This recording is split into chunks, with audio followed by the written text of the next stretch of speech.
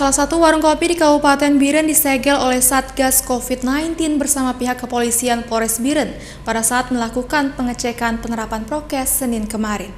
Penyegelan dilakukan akibat warung tersebut melanggar aturan protokol kesehatan. Tim Satgas COVID-19 melakukan penyegelan salah satu warung kopi yang melanggar aturan prokes. Tindakan ini dilakukan dikarenakan warung kopi tersebut tidak mematuhi aturan protokol kesehatan dan himbauan terkait penutupan warung kopi pada pukul 24.00 waktu Indonesia Barat.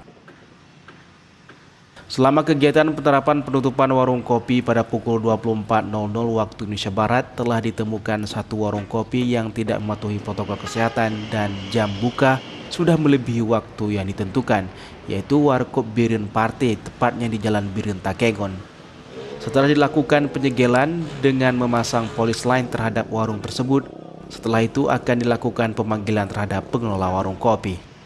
Tindakan dan aturan ini dilakukan terhadap pelaku usaha warung kopi yang berada di wilayah hukum Biren, yang tidak mematuhi aturan dan himbauan bersama terkait penutupan warung kopi pada pukul 24.00 waktu Indonesia Barat.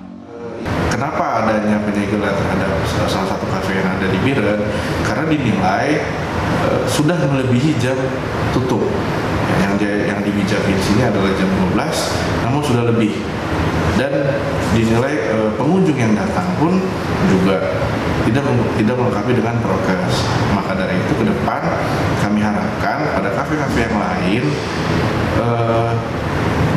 pertegas kepada pengunjung yang datang.